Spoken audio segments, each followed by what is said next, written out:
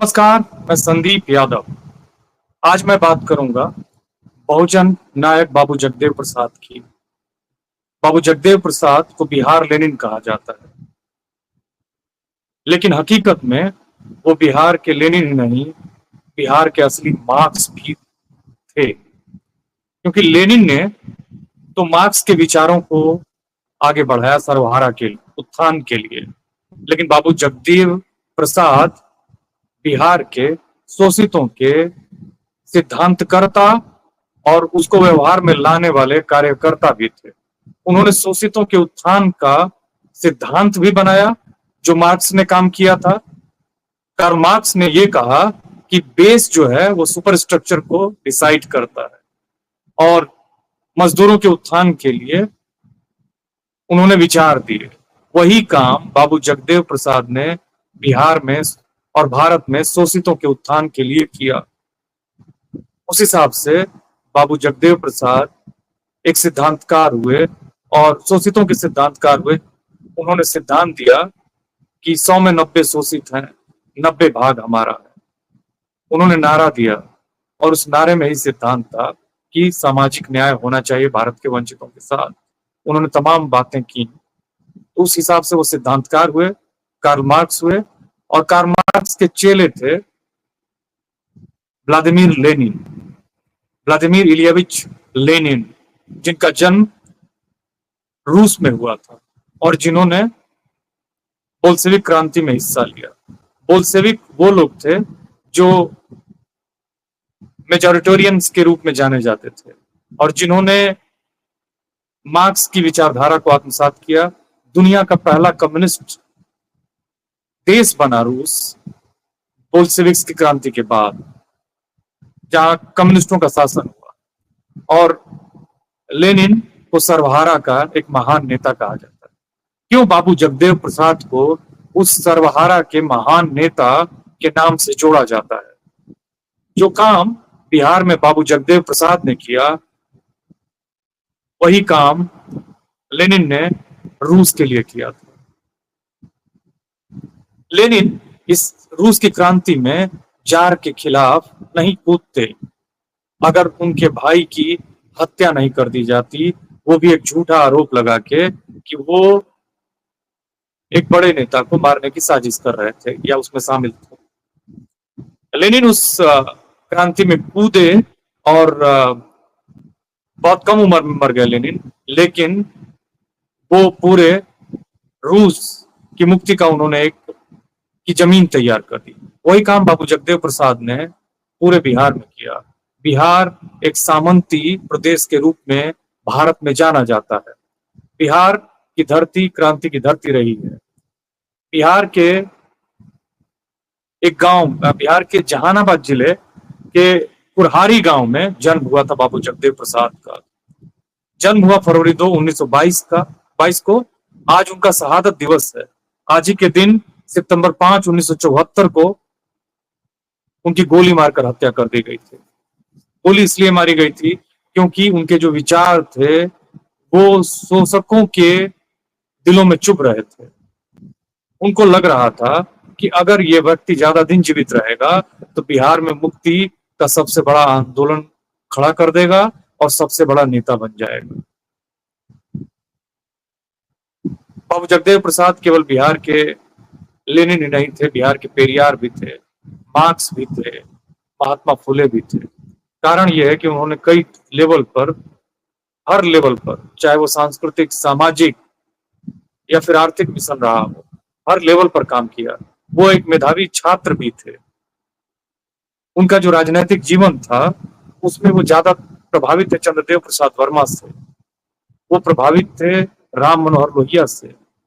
और जब समाजवादी नेताओं के बीच में विचारों की दरार पड़ी, जब मतभेद हुआ जयप्रकाश नारायण और राम मनोहर लोहिया के बीच में, ये दोनों समाजवादी नेता थे भारत के, तब बाबू जगदेव प्रसाद ने राम मनोहर लोहिया के साथ रहना चुना। उन्होंने संयुक्त सोशलिस्ट पार्टी में रहते हुए उस पार्टी के लिए 3 पत्रिकाओं में लिखा। वो एक पत्रिका के एडिटर भी रहे, जनता, उदय और सिटीजन। उन्होंने खुद की अपनी पार्टी बनाई, शोषित समाज दल, 1967 में। और शोषित समाज दल का जो लक्ष्य था वो एकदम क्लियर था। उनके उनका जो लक्ष्य था वो था वंचितों को मुक्ति दिलाना, जाति के कलंक से, आर्थिक तंगी से और सामाजिक बदहाली से, छुआछूत से, नीची जाति के होने के कलंक से, कम संसाधनों का मालिक होने की कमी से। वो चाहते थे कि भारत का हर वंचित नागरिक संघर्ष करे, तरक्की करे और सामाजिक संरचना में बराबरी का हिस्सेदार हो। इसीलिए वो तमाम पार्टियों को में काम करते हुए उससे अलग हुए और उन्होंने अपनी पार्टी बनाई 1967 में। बिहार को एक जाति संघर्षों की जमीन के रूप में 60 और 70 के दशक में पहचाना जाने लगा था, जब अमीर सामंत, अमीर जमींदार, खास करके ओबीसी और एससी और एसटी मजदूरों से उनके फ्री का लेबर चाहते थे, या उनका अगर उनसे लेबर करवाते थे, काम करवाते थे, तो उनको कम भुगतान देते थे। जो काम अंग्रेजों ने भारत के मजदूरों के साथ किया, वही काम भारत के उच्च जाति के लोग यहाँ की तथाकथित वर्ण व्यवस्था की निम्न जातियों से, कमजोर आय वाले मजदूर व्यक्तियों से करते थे। उनके साथ उनको समय पे मजदूरी नहीं देना, मारना पीटना। और एक समय तो ये भी आया कि जब मजदूरों ने अपनी यूनियन बनाई और उनका विरोध करने की कोशिश की, अपनी मजदूरी बढ़ाने के लिए, उन्होंने उनको जान से मारा। इसी मसले पर एक बहुत ही महत्वपूर्ण फिल्म है प्रकाश झा की, जो बहुत चर्चित हुई, और वो फिल्म है दामुल। फिल्म खास करके मजदूरों के उत्पीड़न के ऊपर आधारित है कि कैसे एक मजदूर को जबरदस्ती एक जमींदार अपने चंगुल में फंसाता है, उसका शोषण करता है, और उस शोषण से मुक्ति पाने के लिए वो जमींदार उस मजदूर के लिए कोई रास्ता नहीं छोड़ता है। अंत में वो मजदूर जमींदार के कुचक्र में फंसकर मर जाता है, और फिल्म के अंत में उस मजदूर की पत्नी उस जमींदार की गड़ासे से मारकर, हत्या करके अपने पति की मौत की हत्या का बदला लेती है, और फिल्म वहीं खत्म होती है। दामुल प्रकाश झा की फिल्म है। इसी तरह की कई फिल्में आई जो 60-70 के दशक के उत्पीड़न की बात करती हैं, चाहे वो पार हो, जो गौतम घोष की एक बहुत ही कालजयी फिल्म है, वो भी बिहार में निचली जातियों के लोगों के उत्पीड़न के ऊपर आधारित है कि कैसे जमींदारों ने उनके लिए गांव में कोई जगह नहीं छोड़ी, और ये जो मजदूर थे वो गांव छोड़कर जाना नहीं चाहते थे। वो इस गांव से शहर इसलिए नहीं गए थे कि उनको ज्यादा पैसा कमाना था, उनको जाति के उत्पीड़न से बचना था, इसलिए वो शहरों की तरफ गए, पंजाब गए और भारत के दूसरे शहरों में गए, कलकत्ता गए। पार फिल्म में भी जो नायक है वो अपनी पत्नी के साथ कलकत्ता जाने के लिए बहुत मजबूरी से ट्रेन में बैठता है और जाके वहां और बड़े कुचक्र में फंस जाता है और अंतहीन उत्पीड़न का शिकार बनता है। बाबू जगदेव प्रसाद भी इसी समय में सक्रिय थे राजनीतिक जीवन में, और ये सब कुछ जो डॉक्यूमेंटेड हुआ है फिल्मों में, उसका हकीकत से बहुत कुछ लेना देना है, क्योंकि 60-70 के दशक में जमींदारों का जो उत्पीड़न था मजदूरों का, आपने देखा होगा कि 80 के बाद बहुत सारी बिहार में सेनाएं बनी, रणवीर सेना, लोरिक सेना, एमसीसी, हर जातियों की सेना, और उसके बाद उन सेनाओं में लगातार जातिगत संघर्ष होते रहे। मूलतः जो संघर्ष था वो जमींदार और मजदूरों के बीच में था, जमींदार और छोटे किसानों के बीच में था। इन्हीं सब के बीच में बाबू जगदेव प्रसाद ने एक महत्वपूर्ण काम किया, और वो काम था बिहार के चंपारण जिले में पचकठिया प्रथा का अंत करवाना। पचकठिया प्रथा एक ऐसी प्रथा थी जिसमें बिहार के किसानों को 5 कट्ठा जमीन, अपनी 5 कट्ठा जमीन पर नील की खेती करनी पड़ती थी। नील एक ऐसी चीज थी जो कि जिसका कच्चा माल अंग्रेज यहाँ पर उगाकर, खरीद कर उसे अपने देश में भेजते थे। नील की खेती वो अपने देश में नहीं कर सकते थे और उससे वो बहुत कमाई करते थे।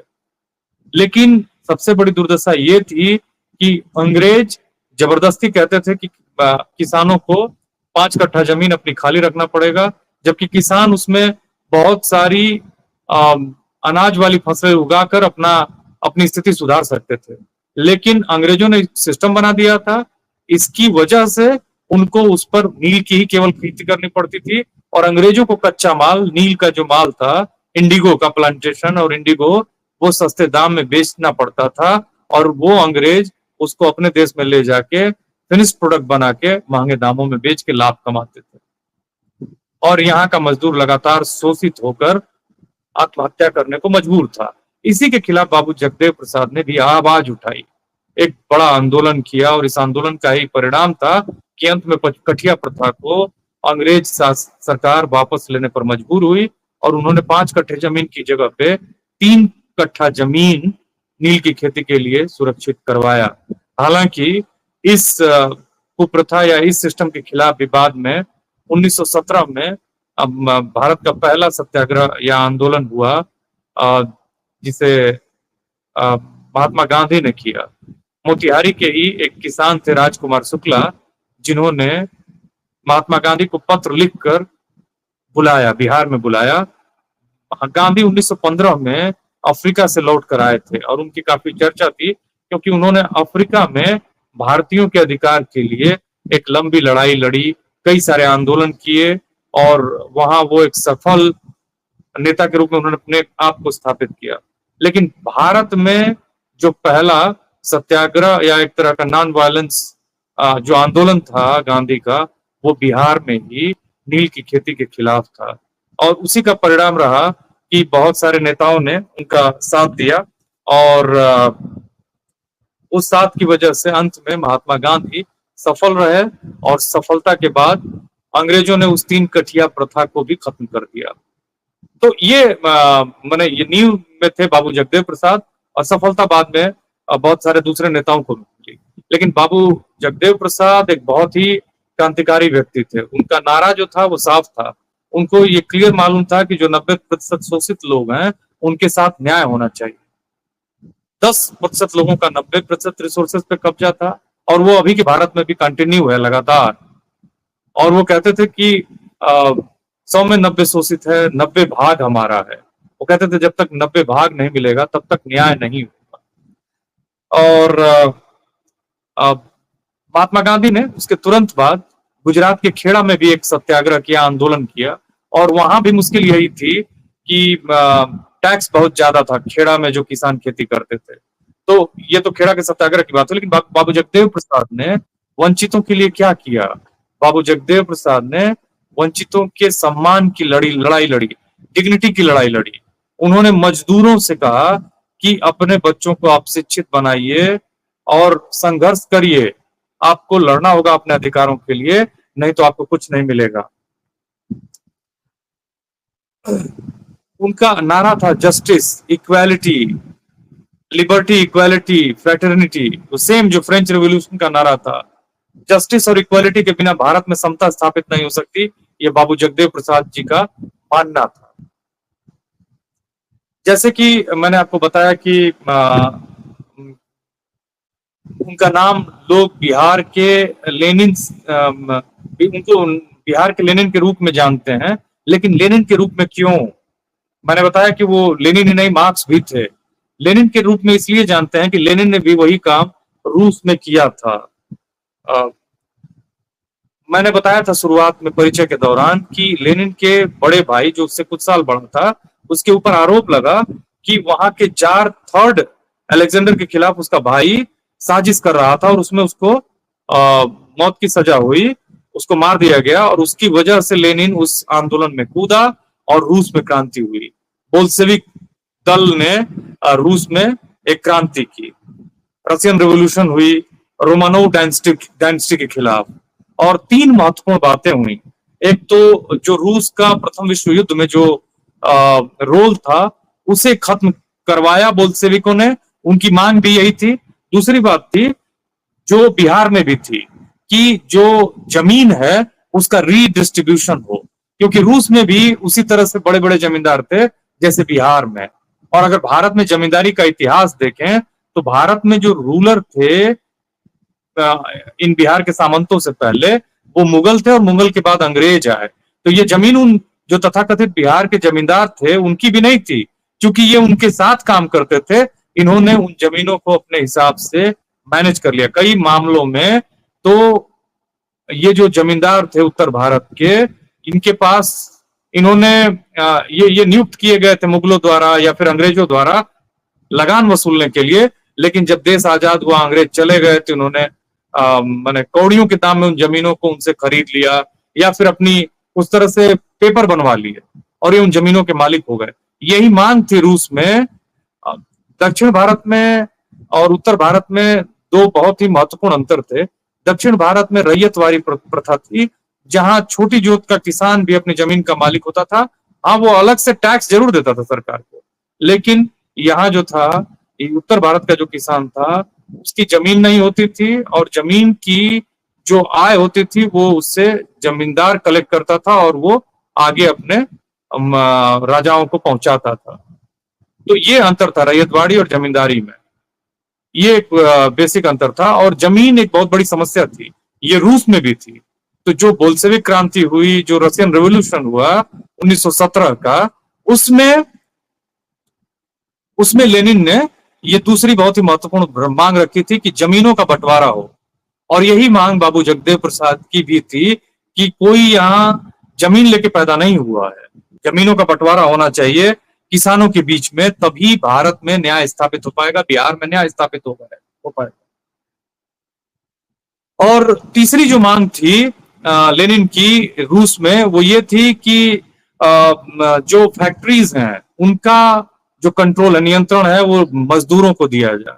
यही मामला जगदेव प्रसाद जी का भी था कि जो नौकरियों में रिप्रेजेंटेशन है या फिर संसाधनों में जो रिप्रेजेंटेशन है बहुजनों का, बहुजन का मतलब कि जो भारत की आबादी में संख्या में ज्यादा है, जैसे एससी, एसटी और ओबीसी का, उनके अनुपात में रिप्रेजेंटेशन होना चाहिए।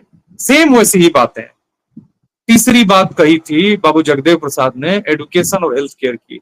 यही बात लेनिन ने रूस में भी कही थी कि शिक्षा और स्वास्थ्य जो है वो सरकार के कब्जे में होना चाहिए, वेलफेयर के लिए होना चाहिए और सबके लिए होना चाहिए, ये नहीं कि केवल कुछ मुट्ठी भर लोगों के लिए। यही हालत बिहार में थी। बाबू जगदेव प्रसाद जी ने भी कहा कि ये बिहार के लोगों के लिए होना चाहिए, सुगम होना चाहिए, फ्री होना चाहिए, राज्य का दायित्व होना चाहिए। ये नहीं होना चाहिए कि कुछ मुट्ठी भर लोगों को ही इसका एक्सेस रहे और बाकी लोग अनपढ़ और बीमार रहे। जब तक प्रदेश की जनता स्वस्थ और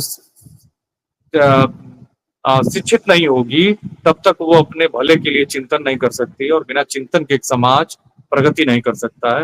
ये बाबू जगदेव प्रसाद का मानना था। वो केवल एक नेता ही नहीं थे, सामाजिक कार्यकर्ता, एडिटर भी थे। वो एक पत्रिका, मैंने बताया, जनता, उसके बाद उन्होंने उदय और सिटीजन नाम की पत्रिकाओं की एडिटिंग की, उसके एडिटर रहे और लंबे समय तक काम किया। वो समाज को जगाने के लिए लगातार बोलते लिखते रहते थे, अपनी बातें रखते रहते थे। ऐसे उन्होंने लोगों में जन जागरण का प्रयास किया और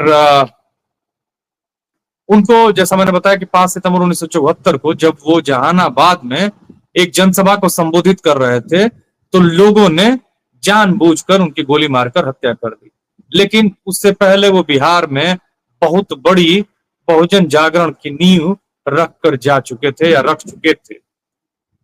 और उन्होंने कहा कि पहली पीढ़ी गोली खाएगी, दूसरी पीढ़ी जेल जाएगी और तीसरी पीढ़ी राज करेगी। पहली पीढ़ी के लोग मारे जाएंगे, दूसरी पीढ़ी के लोग जेल जाएंगे, तीसरी पीढ़ी के लोग राज करेंगे।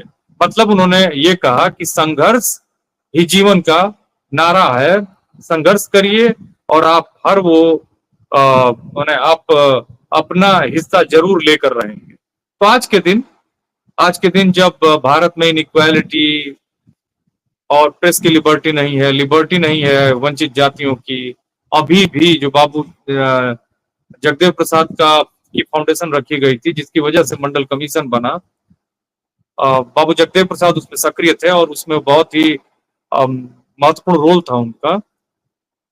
उन्होंने बीपी मंडल को बिहार का क्षमा करिएगा मुख्यमंत्री बनने में बहुत मदद की। तो इस हिसाब से जो उन्होंने बहुजन पॉलिटिक्स की शुरुआत की थी, उनका सपना था कि भारत में समानता आए, सभी के लिए स्वतंत्रता रहे और बंधुत्व रहे। इसी से भारत प्रगति कर सकता है। लेकिन आज का भारत, आज का बिहार दो धर्मों की राजनीति का केंद्र बन चुका है। तब जब लोग एक धर्म विशेष के व्यक्ति को इसलिए मार देते हैं क्योंकि उनको ये शक होता है कि वो व्यक्ति गौ तस्कर हो सकता है, वो व्यक्ति एक धर्म विशेष से आता है। इतनी घृणा और हिंसा बढ़ चुकी है समाज में कि बाबू जगदेव प्रसाद अभी भी और ज्यादा प्रासंगिक है, और भी ज्यादा इस देश में समकालीन है, और लगता है कि उनके विचार कितने मॉडर्न है, कितने नए हैं। इसलिए लगता है क्योंकि वो जो विचार हैं वो समता, बंधुत्व और समानता के लिए है। और समानता भारत में जब तक स्थापित नहीं हो जाती है तब तक बाबू जगदेव प्रसाद भारत की नींव में रहेंगे और भारत के इतिहास के एक महत्वपूर्ण पन्ने होंगे। और हम बहुजन समाज के लोगों को उनको लगातार याद करते रहने की जरूरत है, उनके संघर्षों को देखते रहने की जरूरत है। जैसा कि मैंने परिचय में बताया था कि वो एक बहुत ही मेधावी छात्र भी थे। उन्होंने इकोनॉमिक्स में पीजी की डिग्री ली थी और वो उस समय चाहे तो बहुत कुछ कर सकते थे, और उन्होंने लगातार संघर्ष किया, पढ़ना लिखना उनका जारी रहता था। उन्होंने लगातार काम किए मानव उत्थान के लिए, बहुजनों के कल्याण के लिए, वंचितों के कल्याण के लिए। ऐसे महामानव को, महापुरुष को आज उनकी शहादत दिवस पर मेरी श्रद्धांजलि है और मैं उनको नमन करता हूँ। धन्यवाद।